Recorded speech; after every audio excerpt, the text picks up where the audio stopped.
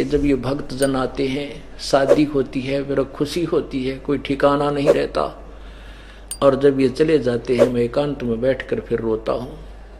क्यों रोता हूँ? ये भगवान कहीं इनको कोई वहां काल के दूत डगमग ना कर दें और इन पुण्य आत्माओं को बर्बाद ना कर दें। जब ये ज्यों के तुम वापस आ जाते हैं तो मुझे बड़ी खुशी होती है कि काल के कीड़े से बचे हुए हैं। साध मिले साड़ी सादी होंदी विछड़ दिया दिलगीरी वे, अख दे नानक सुनो जहाना मुश्किल हाल फकीरी वे। कि इस काल के जाल में ये साधना बड़ी टेढ़ी खीर है, फिर भी परमात्मा मदद करता अपनी पुण्यात्माओं की। अब कहा कि पति मिलन की विधि बताऊं, सुन सुरता चितला के, सतपुरुष से कर ले सगाई तो गुरु बिचौला बना के। सत्संग बान बैठिए लाडो दान की मेहंदी लाके, पांचों गहने पैर सुहागण सतनाम की बिंदी लाके, और प्रेम की लाली लाके अपना क्यों ना पति रिझावे है। अब इसके अंदर सब वो गहने बताए गए हैं कि जैसे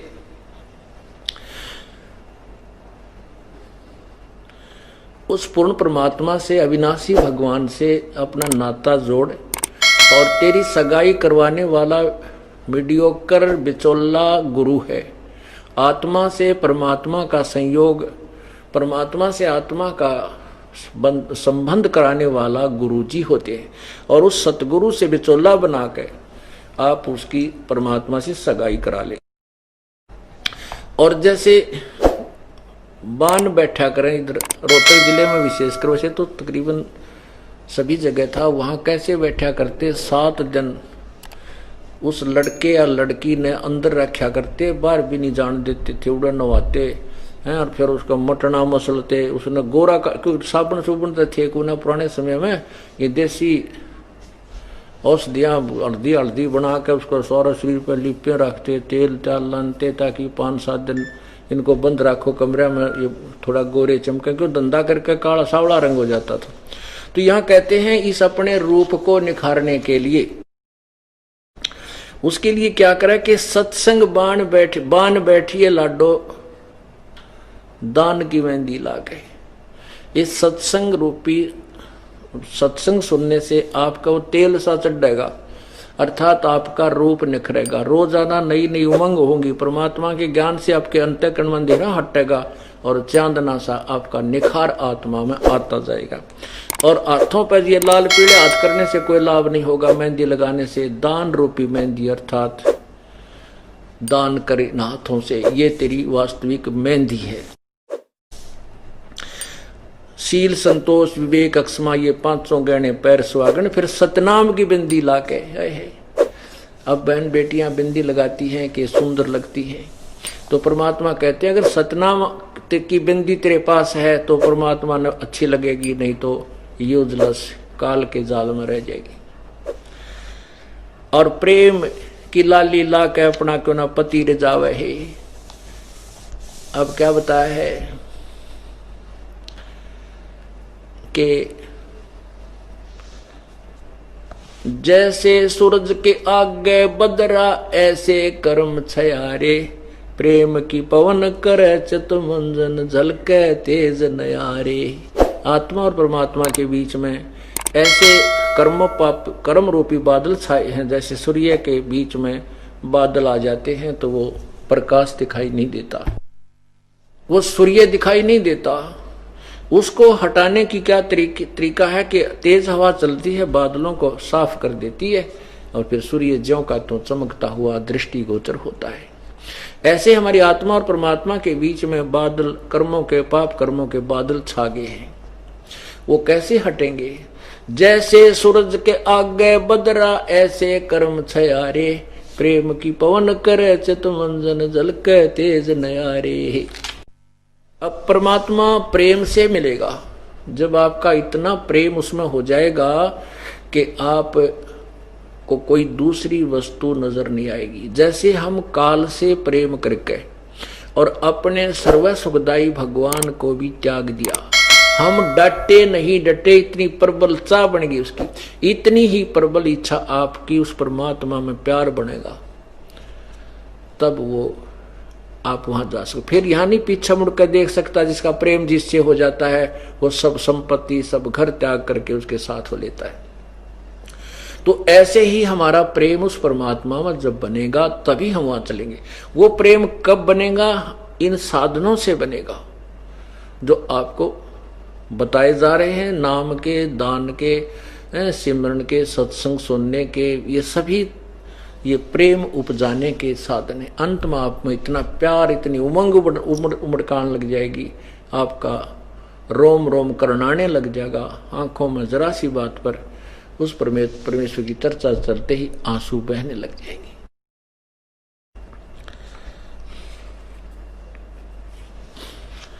तो क्या बताते हैं कि तब परमात्मा को कि इस जो आप लिपस्टिक लगाते हो ये तो नकली काम है, वास्तविक लिपस्टिक वो लगाओ उस प्यार वाली परमात्मा के प्रति आपका प्रेम उत्पन्न हो, तब भगवान ने तुम प्यारी लगेगी। आत्मा को समझाया जा रहा है।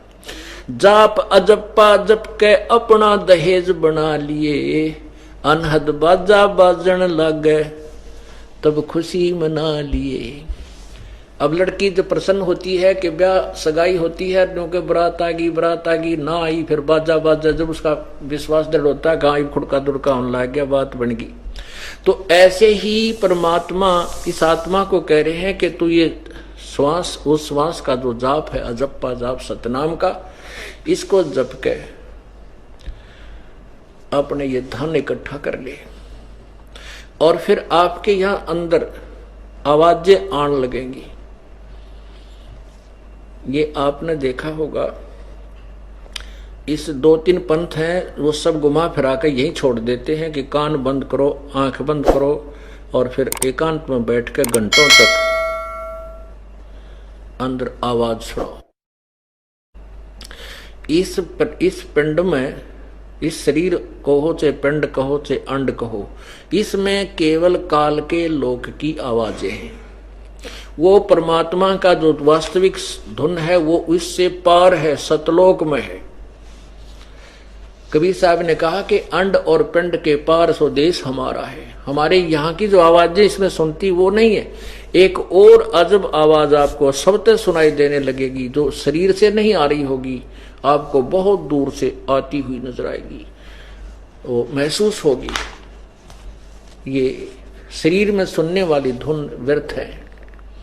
तो कहते हैं वो जो तेरा अनहद बाजा बाजन लागे फिर खुशी मना लिए। जब मान लेना कि पति यानी वो तेरा दुल्हा निकट आ रहा है, अब आ लिया, यानी जो बाजा बाजन लग गया आवाज, तो समझ लेती है लड़की कि अब बात बन चुकी है, वो प्रवेश कर चुका है नगर में। अब क्या बताते हैं,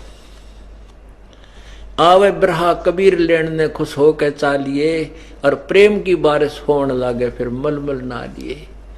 उस परमात्मा के प्रेम में आपकी रह रहकर आंसू बहेंगे और सार शब्द का सुरमा घालिए तब पति को भावे। काजल जो आंखों में डालती हैं बहने, कहते हैं उस मालिक ने जब अच्छी लागेगी आत्मा, जब तेरे पास सार शब्द का सुरमा यानी वो काजल डाल रखा होगा, क्योंकि सबसे पहले काजल दिखेगा और बिंदी, यानी सतनाम और सारनाम देखेगा वो परमात्मा और तब आपको पसंद करेगा। फिर उसके लिए क्या बताया कि आदिन्नी की मांग बरा ले चलिए नाड़ झुका के, और संत समागम बरात्री वो ले जावेगा ब्याह के। अब आदिन्नी नम्रता साधु का भगत का पहला गहना होता है, लक्षण होते हैं, नम्रता रखे। आदिन्नी की मांग बरा ले चलिए नाड़ झुका के, ऊपर न मुंह करके तो ऊंट चला करते हैं, अहंकार करना, ऊपर को मुंह करके चलना, अहंकारी बनना। और ये संत समागम बारात है इस आत्मा की। वो परमात्मा ऐसे ही तुझे ब्याह ले जाएगा, अर्थात वो अपना लेगा, आपको अपनी समझ लेगा। यही आने से ज्ञान निखरेगा।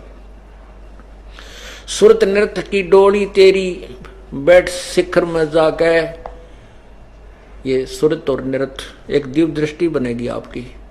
और फिर दिव्य दृष्टि बनते ही ये सब सुरत और नृत्य उस दिव्य दृष्टि के साथ होकर के ऊपर जाएगी। और काल ने बहुत भ्रमणाएं फैला रखी हैं, बहुत ज्यादा आगे हजारों लाखों मार्ग बना रखे हैं। तो वहां एक ऊपर से जब हम चलेंगे यहां से, एक ऊपर से मकड़ी जैसा तार आएगा। मकड़ी का जो तार आपने देखा हो, ऐसा ऊपर से एक तार आपके समक्ष आ खड़ा होगा और फिर आपके साथ साथ वो परमात्मा आगे आगे होगा। और उस मकर तार के साथ आपने बहुत ही स्पीड से ऐसे उस मकर तार के साथ साथ, यानी फिर मार्ग भ्रष्ट नहीं होने देगा, वो आपको साथ ले जाएगा। क्या लिखा है? मकर तार का खेल कांगना अल्लल ध्यान दचा के, उस मकर तार को मत छोड़ना, ये तेरा कांगना खेलना। पहले खेला करते कांगना, हमने देखा तो उसमें कुछ रखा करते, उसने वधू पहले उठाना चाहती है उसका जिसके साथ कांगना खेल रहा वो अपनी तरफ, तो कहते हैं तू अपना झपट के उस मकर तार न पकड़ लिए और फिर पार हो जाना, विजयी हो जाना। बैठ विश्वास सेज बिछा के शब्द छह लावहे, कि इस मार्ग में फिर अविश्वास नहीं होना चाहिए। आपको प्रमाण पूरे मिल गए, सब शास्त्र प्रमाणित हैं, सब उन महापुरुषों की वाणी प्रमाणित है जिन्होंने भगवान पाया कि ये विधि है, ये नाम है और यही प्रमाण है। अब तू विश्वास रखना, डगमग मत होना, इस विधि से तू परमात्मा पावेगी, फिर वो परमात्मा तुझे लेकर जाएगा, अर्थात अपने पास बुला लेगा। अविश्वास मत करना। दिव्य दृष्टि से देख लिए तू अपने पति का सेरा, सुन शिखर में श्वेत महल है जहां तेरे पति का डेरा। इन त्रिलोकी यारों को भूल बावड़ी, इच्छा बीज भस्म हो तेरा। इन यहाँ के इन भगवानों से अपनी आस्था कति हटा ले, आप हट जाएगी। गीता जी अध्याय नंबर 2 के मंत्र नंबर 53 में स्पष्ट किया है कि अर्जुन, जब तेरा जिसमें तेरा मन नाना प्रकार के भ्रमित करने वाले शास्त्रों से हटकर, ज्ञान से हटकर एक तत्व ज्ञान पर आश्रित हो जाएगा, तब तो तू भक्त बनेगा। फिर लिखा है कि अर्जुन, जब जैसे बहुत बड़े जलाशय की प्राप्ति के उपरांत, बहुत बड़े जलाशय की प्राप्ति के उपरांत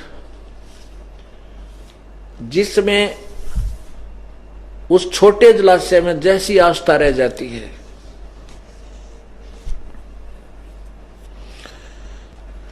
ऐसे ही जिस समय तुझे पूर्ण परमात्मा का ज्ञान समझ में आ जाएगा, तो उस समय जब तुझे पूर्ण परमात्मा की महिमा का परिचय हो जाएगा, तत्व ज्ञान के आधार से जब तुझे ये ज्ञान हो जाएगा, तो उस समय पूर्ण परमात्मा की प्राप्ति यानी गुणों से परिचित हो जाने के बाद जो अन्य भगवान है, जो ब्रह्मा विष्णु महेश ब्रह्म पर ब्रह्म जो आस्था रह जाएगी, उतनी ही आस्था रह जाएगी। जैसे एक छोटा सा तालाब है और पहले तालाबों पर ही जीवन निर्वाह होता था, उसी में तब पिया करते, उसी में पशुओं को पिलाते थे, उसी से सिंचाई थोड़ी बहुत कर लेते थे। और वो तालाब यदि एक वर्ष वर्षा ना हो तो वो सूख जाता था, तो उस पे आश्रित सभी प्राणी पीड़ा से पीड़ित होते थे, तंग पाते थे। वो सफिशिएंट नहीं था, फिर भी बुरा नहीं था। और फिर ऐसी बहुत बड़ा सरोवर झील मिल जा, लेक, जिसमें 10 वर्ष वर्षा ना हो तो भी पानी समाप्त ना हो, जल समाप्त ना हो, तो वो मिल जाए उस व्यक्ति, उन व्यक्तियों को जो एक छोटे से तलैया के ऊपर आश्रित हैं, तो फिर उनकी आस्था वो अपने ताम जाम ने सारे न उठा के उसके किनारे जा बस्या करते, वहां छोड़ देते थे। वो तालाब बुरा नहीं लगता उनको, क्योंकि उसमें भी जल था, लेकिन उसके तुलना में उसकी अक्षमता बहुत नाम मात्र थी। वो आप भी अस्थायी था, वो भी पूर्ण रूप से निर्भर नहीं था, और उसके ऊपर आश्रित होने वाले भी आपत्ति में ही रहते थे। तो अब ब्रह्मा विष्णु महेश तो काम चलाऊ सरकार थी, ब्रह्म पर ब्रह्म, हमारा पूर्ण मोक्ष नहीं हो सकता था। अब हमें पूर्ण परमात्मा मिल गया, उसके गुणों से परिचित हो गए, तो फिर हमें ये ब्रह्मा विष्णु महेश ब्रह्म पर ब्रह्म बुरे नहीं लगते, लेकिन इनकी अक्षमता का पता लग गया। तो यहां क्या बताया है, दिव्य दृष्टि से देख लिए तू अपने पति का सेरा, और इन त्रिलोक की यारों को भूल बावड़ी, इच्छा बीज भस्म हो तेरा। इन तीन लोक के भगवानों अन्य देवताओं से आस्था त्याग दे, फिर तुम्हारा इच्छा भस्म, यानी इनमें आस्था ही नहीं रहेगी, तेरा जन्म कैसे होगा हमारा। जहां आशा ता बासा हुई। और इस तत्व ज्ञान से ये बिल्कुल साफ हो जाएगा, यहां आपकी आस्था किसी वस्तु में नहीं रह सकती जब आपको तत्व ज्ञान हो जाएगा। और फिर सिमरन, इतना अद्भुत सिमरन है कि एक श्वास का सिमरन कर लिया तो भी कितना कीमती है। और दिन में परमात्मा को पता है ये आत्मा कितना भजन कर सकती है। काल ने ऐसा जकड़ रखा है इसको, 24 घंटे इंजेक्शन ला देता है, 1 2 4 इंजेक्शन रोजाना लगा देता है। किसी को कोई बीमार, कोई किसी कारण से परेशान है, कोई किसी कारण से, कोई किसी कारण से, तो वो क्या सोचता है कि देखूंगा कैसे वजन करवाएगा ये परमात्मा जब आओगा, इनसे देखता हूं कैसे वजन कराएगा, इनको ऐसा पीड़ित कर दूंगा भगवान की तरफ रुचि नहीं बनेगी। और परमात्मा कहता मेरे पास वो जड़ी है कि इनसे वजन भी करवाऊंगा, और इनके जो इंजेक्शन तू लाओगा उसका जो है एंटी रिएक्शन इंजेक्शन मेरे पास है, वो तेरे इंजेक्शन खत्म कर दूंगा। तेरी जो एक्शन है तेरी दवाई का वो नहीं होगा। अर्थात ये दुखी करता है परमात्मा, आपको सुखी कर देगा, आपके वो दुख निवारण कर देगा। और फिर हमारे को परमात्मा इतना सुखी नहीं करेगा जितना तुम सोच रहे हो। सुख का मतलब ये नहीं है कि आपको पीड़ित रखेगा, नहीं, छोटा कुछ ना कुछ थोड़ा बहुत कष्ट जो आपको देना आवश्यक समझेगा। तो आप ये ना समझना कि मुझे कोई आराम नहीं हो रहा, शरीर में कुछ ना कुछ ठूंठा हो ही रहती है, नाम भी ले रखा है, ये आवश्यक ही होगा, इसलिए परमात्मा कर रहा है। जब आप पूर्ण रूप से सुखी हो जाओगे, ये गारंटीड बात है, नाम ले लो तो कतई नहीं लोगे। तो परमात्मा कहते उस सुख के माथे सिला पड़ा जिसते नाम हृदय जा, और बलिहारी उस दुख के जो पल पल नाम रटावे। परमात्मा ऐसा सुख भी ना दिए जिससे तेरा नाम भूल पड़ जा, और बलिहारी उस दुख के जो तेरी याद बनाए रखे। तो पुण्यात्माओं, परमात्मा आपको वो सुख दे सकता है, लेकिन सुखी होते ही काल आपको उसी समय बलो लेगा, बहका लेगा, ये मन तो जो उसी समय दूर भाग जाएगा। तो इसलिए परमात्मा आपके सर्व संकटों का निवारण करेगा और आपके साथ पल पल में रहेगा। एक एक श्वास, आपका एक कदम भी परमात्मा के संरक्षण से बाहर नहीं होगा जब आप सच्चे मन से परमात्मा की शरण ग्रहण कर लोगे। और फिर अगर परमात्मा साथ ना हो तो काल जो है ना कति कंडम कर दिया हमने। इसलिए भगवान जब आप इसकी शरण में आ जाते हो तो परमात्मा आपके विशेष संग हो जाता है।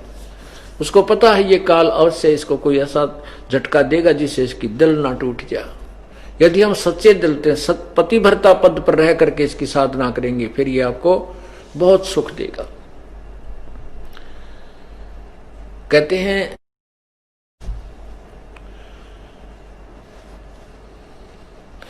पतिव्रता जमी पर जो जो धर है पाँव, समृत झाड़ू देत है ना कांटा लग जावे।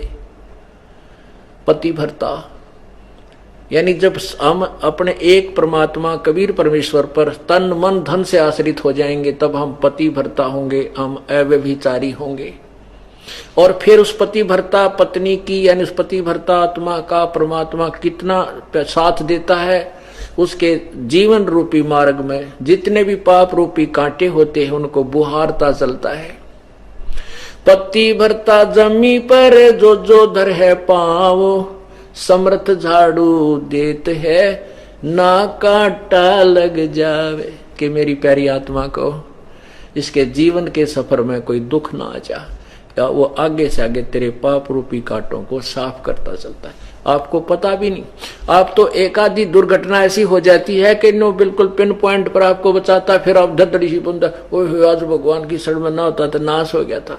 और उससे पहले आपको पता भी नहीं कितनी रक्षा आपकी कर दी उस परम पिता ने। एक आधा झटका तो इसलिए दे है तेरी आंख खुल जाए कि मैं ही तुझे तेरी रक्षा कर रहा हूं और सब कुछ मैं ही कर रहा हूं, ताकि इस भगवान में आपका और दृढ़ विश्वास बने। नहीं तो आपके ऊपर इतना भी कष्ट ना दे परमात्मा। वो आवश्यक होगा तभी देता है। ये कहते हैं राज्य क्रम ताराम की रजा दरे जो शीस, और दास गरीब दरस प्रस्तिस बैठे जगदीश।